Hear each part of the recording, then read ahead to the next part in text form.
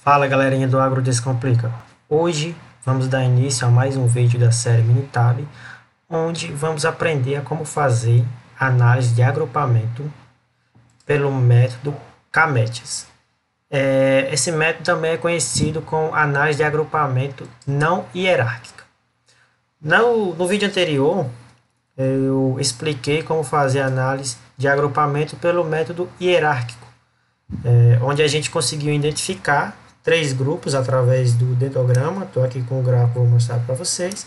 A gente conseguiu identificar três grupos e a gente vai utilizar esse valor que a gente conseguiu identificar de três grupos para fazer a análise de K-médias. Se você quer saber um pouco mais como que a gente dividiu, por que a gente dividiu assim e como foi feito, você dá uma olhada no vídeo anterior, assiste lá para você ficar mais por dentro do assunto e conseguir compreender melhor essa videoaula de hoje.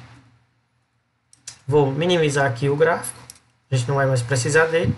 Eu tenho aqui os dados, né, de alguns biodiesels e algumas variáveis desses biodiesels que eu quantifiquei. E eu vou utilizar esses dados para fazer a minha análise de K-médias. Se você quer entender um pouco mais também sobre esses dados, você dá uma olhada no vídeo anterior que eu explico um pouco mais.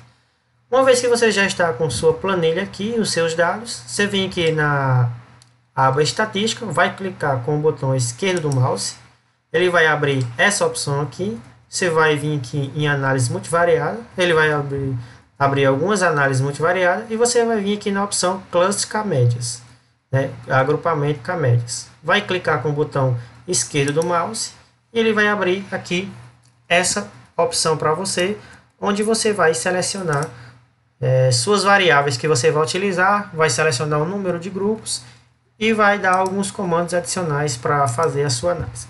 Então vamos aqui selecionar as nossas variáveis, vamos selecionar todas, que a gente vai utilizar todas as variáveis que elas são importantes para determinar o comportamento dos meus grupos formados na análise de grupamento hierárquico. Tá? Então, selecionamos. Outra coisa que a gente vai precisar é determinar o número de grupos. Por isso, a importância da análise de grupamento hierárquico que a gente fez no vídeo anterior e do dendrograma. A gente conseguiu identificar três grupos.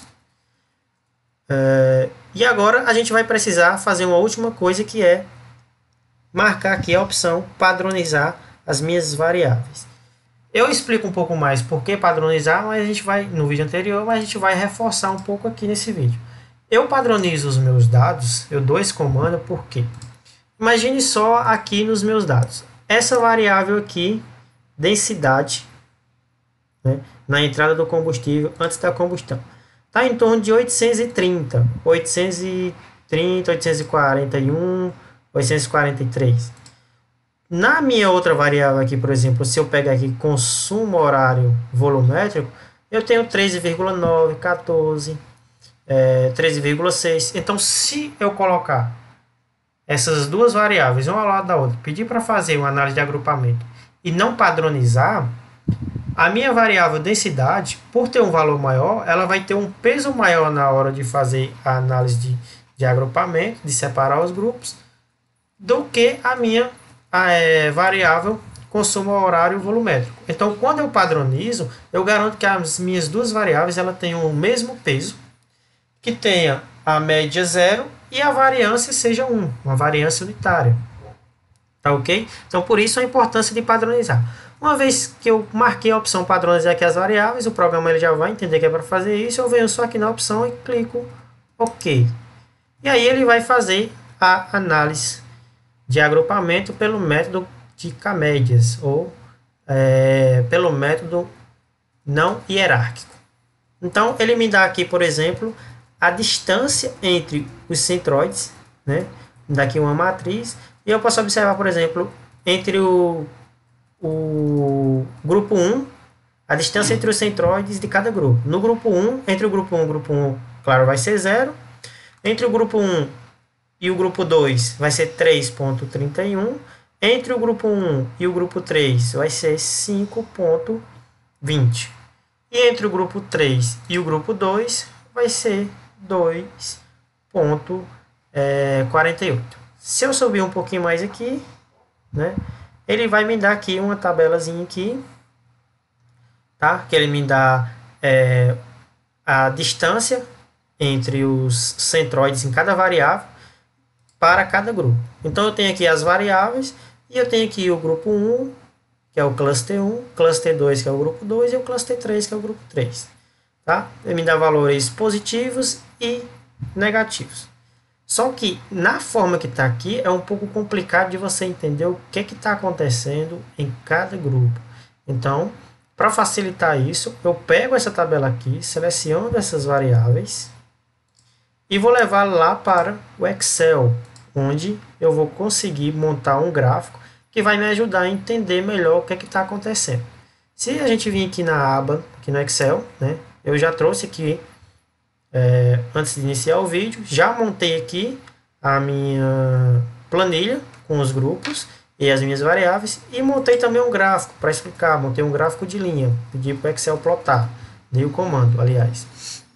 E ele plotou aqui os grupos, né, grupo 1, 2 e 3, e plotou aqui as variáveis. Por que elas estão aqui no meio? Porque eu tenho valores abaixo de 0 e acima de 0. Então, aqui na linha abaixo do 0, ele colocou as variáveis. E aí eu colori aqui os meus grupos para ficar mais fácil de entender. Então vamos olhar aqui grupo a grupo. Grupo 1. Ele é um grupo que caracteriza por ter valores de distância do centroide menor que os demais grupos, né? Sempre negativa.